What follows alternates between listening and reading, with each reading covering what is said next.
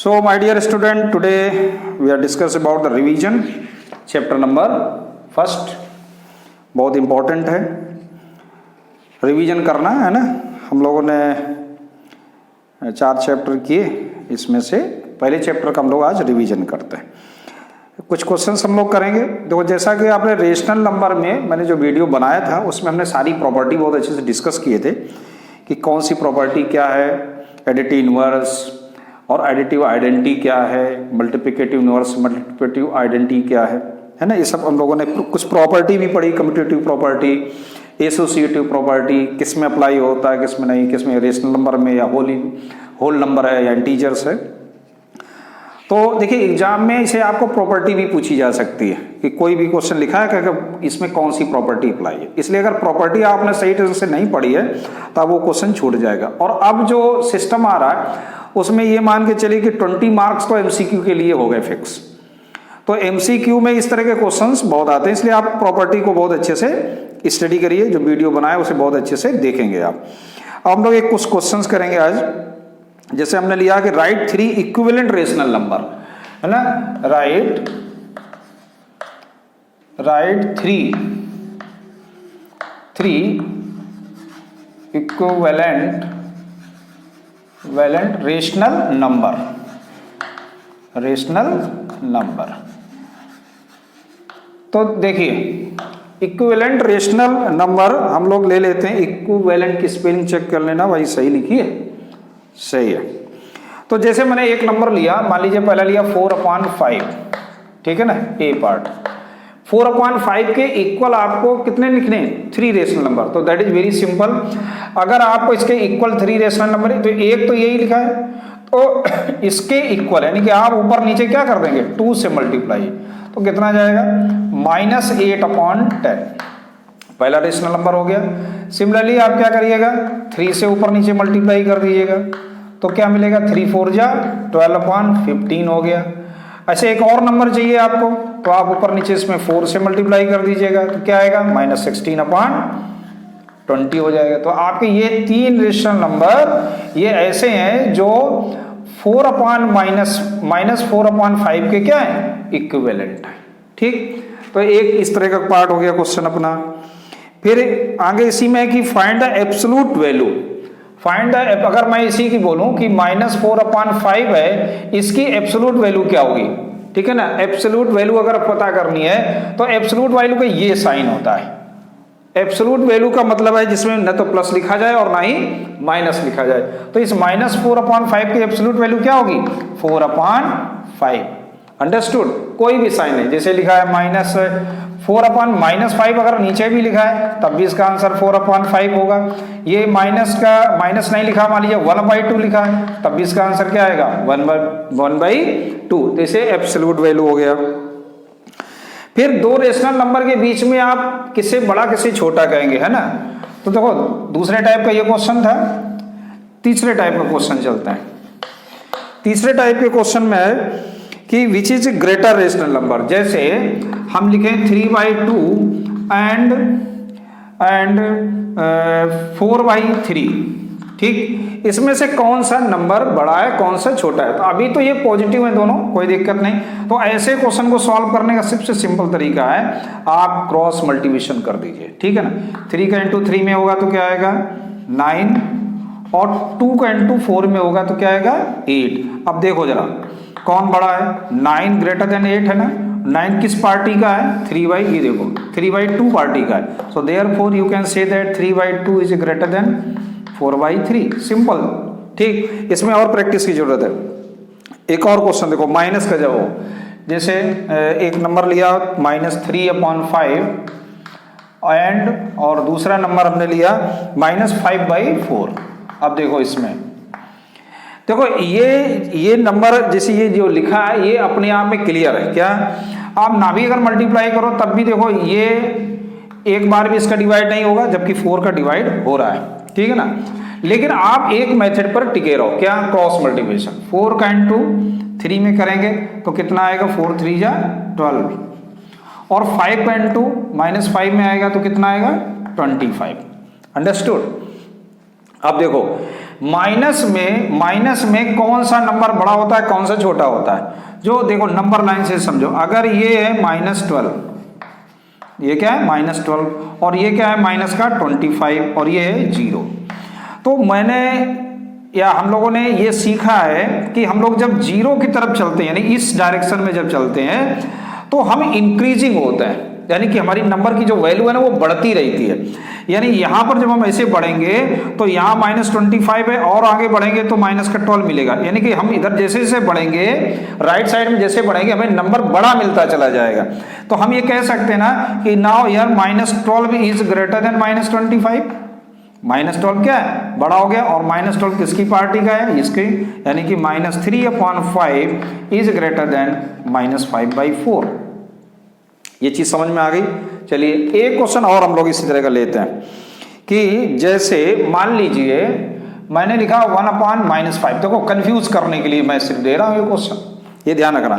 और इसके आगे मैंने लिख दिया -1/5 और 1/5, या कोई और नंबर ले लेते हैं, 2/3 ले लेते हैं। चलिए अब इन दोनों में कौन सा बड़ा होगा? तो देखो एक चीज क्लियर है, ये माइनस जो साइन है ना, ये अपने आप में बता रहा है। देखो माइनस का नंबर अगर मैं यहाँ 1 लिख दूं तो आप कहोगे 1 बड़ा है। क्यों बड़ा है? क्योंकि पॉजिटिव नंबर हमेशा बड़ा होता है। यहाँ तो आप डायरेक्ट लिख सकते हो कि since 2/3 is a positive and this is a negative, so 2/3 is greater than 1/-5। Direct आप लिख सकते हो इसको, यही इसका आंसर हो जाएगा। ठीक है ना।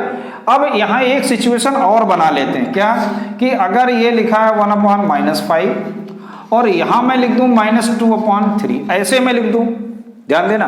तो इस कंडीशन में क्या होगा? तो इस कंडीशन में आप क्या कहोगे? सर क्रॉस मल्टीप्लिकेशन कर देंगे।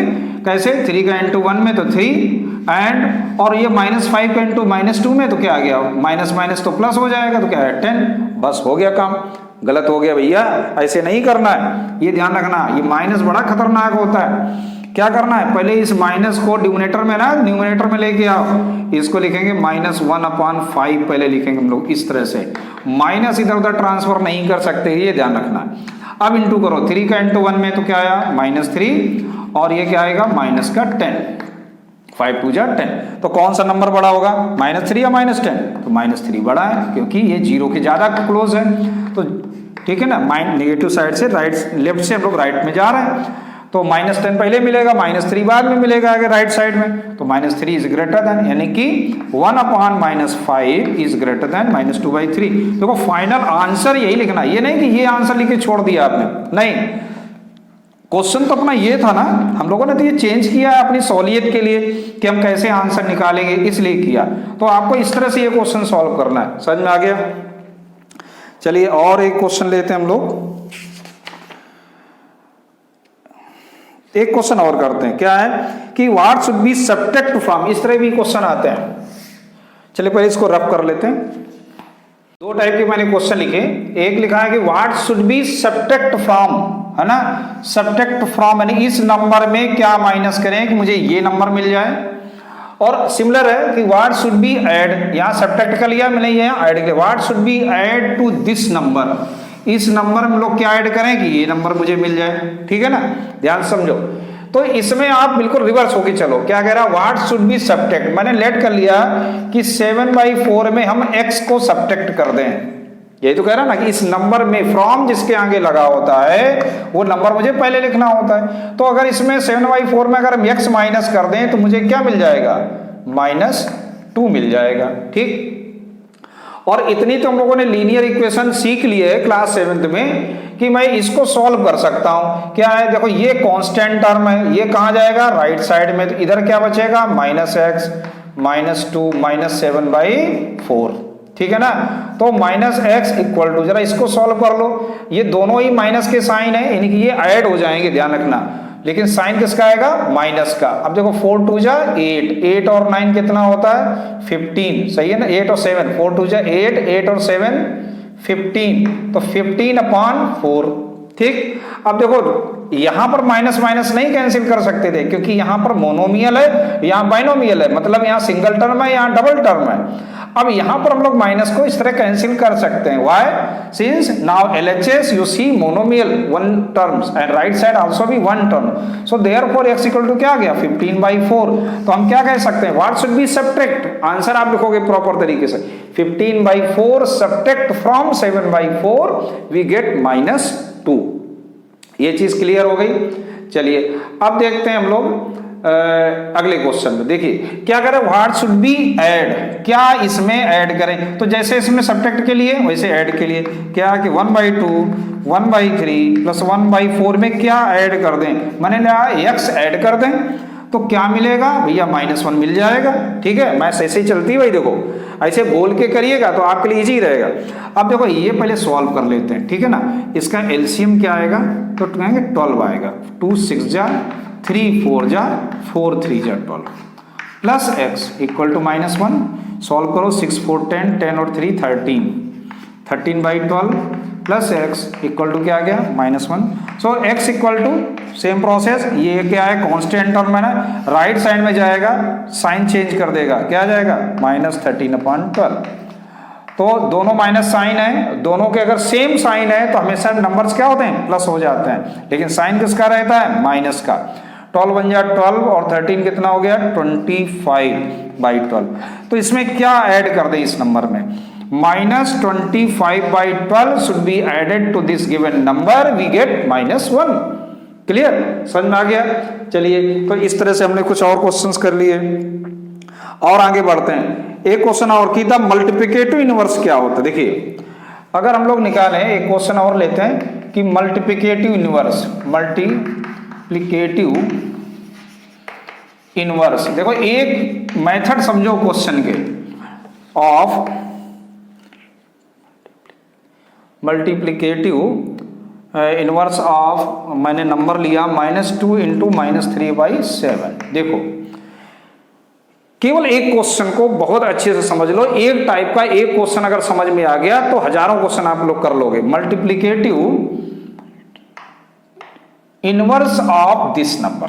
देखो मल्टीप्लिकेटिव इनवर्स हम लोग कैसे निकालते हैं, याद होगा आपको, मैंने बताया था कि मल्टीप्लिकेटिव इनवर्स के नाम का मतलब जिस नंबर का मल्टीप्लिकेटिव इनवर्स निकालें वो नंबर और उसका मल्टीप्लिकेटिव इनवर्स, दोनों को अगर हम लोग मल्टीप्लाई कर दें तो मुझे 1 मिलना चाहिए। तो हमने लेट कर लिया कि इसका जो मल्टीप्लिकेटिव इनवर्स है वो क्या है, x है, एक मेथड तो ये हो गया। दूसरा ये हो गया कि हम लोग डायरेक्ट भी निकाल सकते हैं। डायरेक्ट क्या लिखेंगे कि मल्टीप्लिकेटिव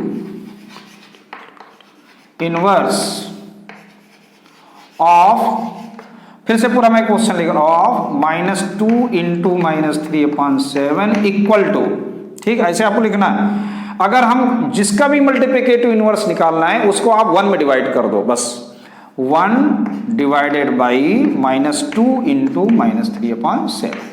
तो पहले आप इस ब्रैकेट को सॉल्व करो। देखो 1 डिवाइडेड बाई, ये देखो माइनस है, यहाँ भी माइनस है, बीच में मल्टीप्लाई इसलिए माइनस गायब हो गया, 2 3 जा क्या आ गया 6/7। अब देखो 1 डिवाइड का मतलब होता है मल्टीप्लाई, इसका अपोजिट, और अपोजिट अगर मल्टीप्लाई होगा तो ये भी अपोजिट हो जाएगा, ये हो जाएगा 7/6। So what is a multiplicative inverse of this number, इसका मल्टीप्लिकेटिव इनवर्स क्या बना 7/6। ये चीज समझ में आई। तो एक ये हो गया आपका क्वेश्चन मल्टीप्लिकेटिव इनवर्स। ठीक, अब पहले बोर्ड रब कर लेते हैं, उसके बाद करते हैं क्वेश्चन। हम लोग करते हैं एक क्वेश्चन, हम लोग लेते हैं कि the product of two rational number is -4, the product of two numbers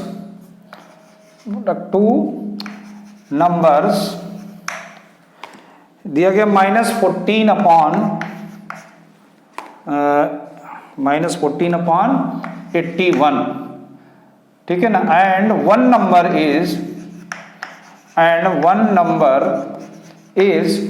और एक नंबर आपको दिया गया है -7/162, ठीक है ना। So find the other number, very simple है ना, बहुत सिंपल सा है। क्या करना है आपको कि एक नंबर तो आपको मालूम है, ठीक, एक नंबर, सॉरी ये एक नंबर, ये तो प्रोडक्ट है, एक नंबर आपको मालूम है -7/162, लेट कर लिया, दूसरा नंबर क्या रहा होगा x।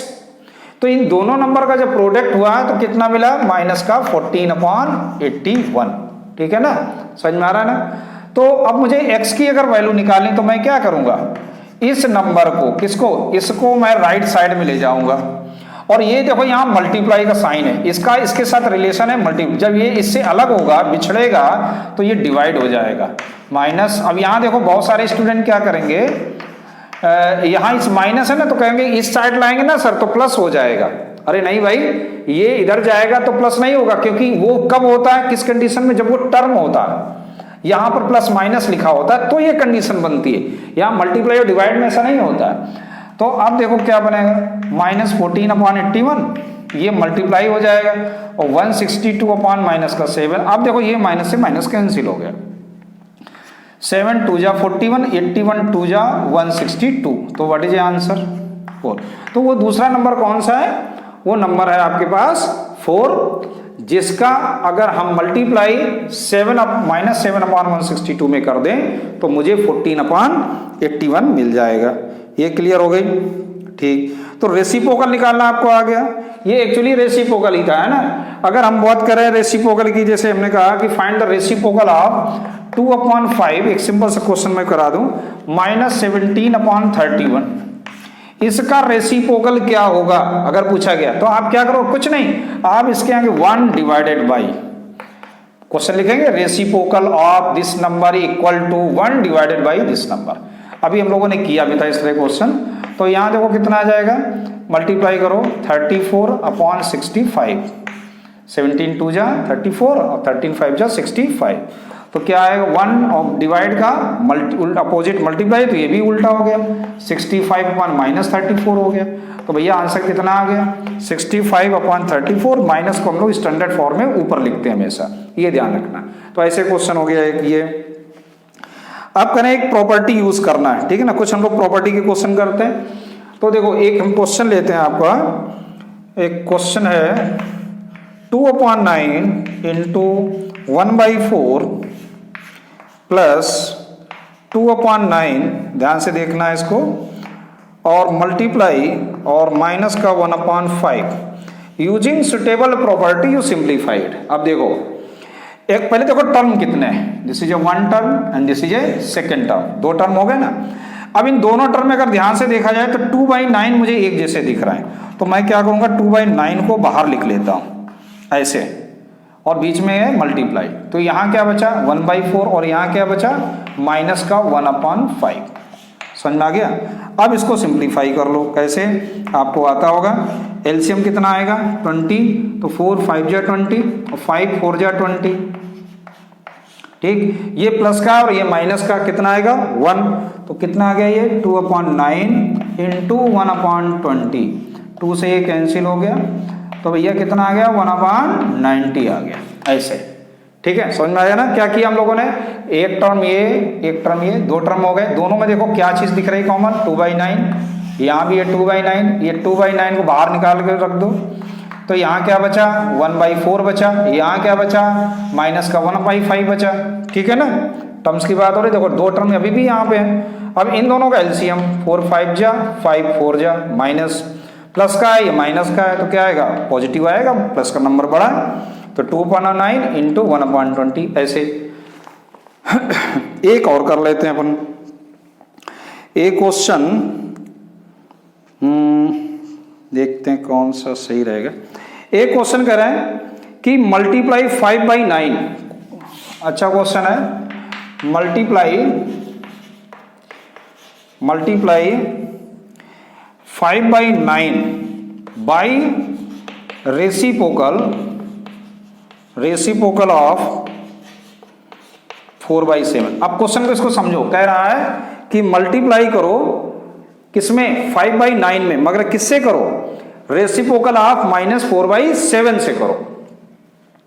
तो जो कह रहा वही मुझे करना, कह रहा 5/9 में मल्टीप्लाई करो किसका, इसके रेसिप्रोकल में। तो किसी नंबर का रेसिप्रोकल हम लोग कैसे निकालते हैं, जब 1 में उस नंबर को डिवाइड कर देते हैं। ये इस कंडीशन में आप क्वेश्चन को लिख लीजिए भाई, इसका जो रेसिप्रोकल होगा वो यही तो होगा, 1 डिवाइडेड बाई समथिंग। जैसे हमने कहा x का रेसिप्रोकल क्या होता है, तो 1 डिवाइडेड बाई x, यानी कि 1 बाई x, ऐसे तो लिख सकते हैं। तो ये क्या आएगा 5/9 इंटू, और ये बन गया 1 इंटू, तो ये पलट गया भाई, न्यूमरेटर डिनोमिनेटर हो गया और न्यूमरेटर न्यूमरेटर हो गया। अब देखो ये 9 है, ध्यान रखना, जब मल्टीप्लाई सबका करोगे यानी कि 5/9 इंटू 1 इंटू स्टैंडर्ड फॉर्म में लिखें तो माइनस ऊपर आ जाएगा, तो कितना आ जाएगा माइनस का 35/36, 7 5 जा 35, 9 4 जा 30, so that is a answer. ऐसे करना है, समझ में आया? ठीक, come to next, additive inverse का है ना। तो एक क्वेश्चन हम लोग additive, find the additive inverse of -4 + 3। चलिए देखो एडिटिव इनवर्स क्या होता है, वो नंबर जिस नंबर का हम एडिटिव इनवर्स निकाल रहे हैं और उसका एडिटिव इनवर्स अगर हम दोनों को ऐड कर दें तो 0 मिल जाए, वो क्या होता है, उसका एडिटिव इनवर्स होता है।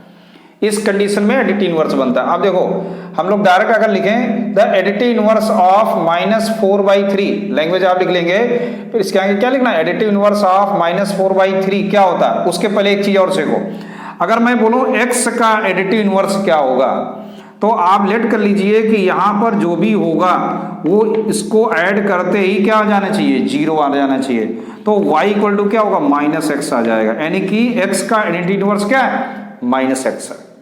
सिमिलरली हम लोगों ने लेट कर लिया कि -4/3 का एडिटिव इनवर्स क्या होगा, वो x होगा, और जो भी होगा वो क्या कर देगा, इसे 0 कर देगा। ठीक, so additive inverse of this number will be, ये जो भी है ये देखो सॉल्व कर लो आप, इसे क्या आ जाएगा -1 ऐसे। सो x = ये -1 का है। अब देखो यहाँ टर्म आ गया है ना, ये टर्म है इसलिए ये -1 क्या जाएगा, +1 हो जाएगा। So what is additive inverse of this number, is 1। अगर आप इस 1 को इसमें ऐड कर दो तो क्या मिल जाएगा बेटा, 0 मिल जाएगा ना, इसलिए 1 क्या है इसका एडिटिव इनवर्स हो गया। अंडरस्टूड? तो ऐसे आप एडिटिव इनवर्स वाले भी क्वेश्चन कर सकते हैं। ऐसे अगर लिखा है एडिटिव इनवर्स में -4/5 और +3/10, जैसे ये नंबर है, इसका एडिटिव इनवर्स क्या होगा, तो वही प्रोसेस मैंने लेट लिखना पड़ेगा, देखो लिखना होगा लेट, है ना, इस तरह से आप लिखिए additive inverse of given number is x, ऐसे आप लिख लीजिएगा। ठीक, बहुत सिंपल तरीके से हो जाएगा, let additive inverse of given number is x, therefore, बस ये अप्लाई कर दीजिएगा और फिर आंसर लिख दीजिएगा। अगर आपका ये सब्जेक्टिव में जा रहा है क्वेश्चन, एमसीक्यू नहीं है, सब्जेक्टिव है, तो आप फिर से आंसर लिखिए therefore additive inverse of -4 + 3 is 1। ये कंप्लीट आंसर लिखना होगा आपको, तभी नंबर मिलेंगे। और मैं तो फिलहाल नहीं दे इस तरह नहीं नंबर देता इनकम्प्लीट सोल्यूशन में, आपको पूरा कंप्लीट लिखना। तो यहाँ भी मैंने वही प्रोसेस किया, लेट कर लिया, और क्या मिलना चाहिए, 0। अब देखो पहले इसको सॉल्व कर लेते हैं, क्या 10 LCM, 2 5 2 जा 2 4 जा 8, यहाँ आ गया 3 + x = 10, ये आ जाएगा -5/10 + x = 10, ये चीज़ समझ में आ रही है ना। -8 + 3 क्या होता है, -5, 5 2 जा 10, फिर से देखो -1/2 आ गया, + x = क्या आ गया 10। सो x = क्या आ जाएगा 10 + 1/2, माइनस का है ना, प्लस का हो जाएगा, तो कितना आ जाएगा 2, और ये 21/2। तो जब आंसर लिखोगे तो क्या लिखोगे, additive inverse of this number is 21/, देख लेना भाई कैलकुलेशन की मिस्टेक ना हो, चेक कर लो एक बार। 10 5 2 जा 2 4 जा 8, 10 1 जा 3 आ गया, सही है। -8 + 3 -5 होता है, 5 से 10 कैंसिल हो जाए, 5 2 जा -1/2, राइट साइड में गया प्लस, तो 10 2 जा 21, सही है। ठीक, इस तरह एक क्वेश्चन हो गया अपना। और देख लेते हैं थोड़ा सा, एक क्वेश्चन और करते हैं, तो उसके बाद एंड करते हैं। तो एक क्वेश्चन अपन देखते हैं कि कैसे हम नंबर लाइन पे, देखो एक है 2 रेशनल नंबर कैसे इंसर्ट करेंगे -5 और 4 के बीच में। वैसे तो how many rational number infinite rational number between two rational number, ठीक है ना। अब -5 एंड 4 के बीच में कितने होंगे, तो देखो वैसे तो 2 ही पूछे गए, 5 पूछे जाए 10 पूछे जाए हम लोग निकाल सकते हैं। कैसे, इसके नीचे 1 होता है ऑलरेडी और 4 के नीचे भी 1 है।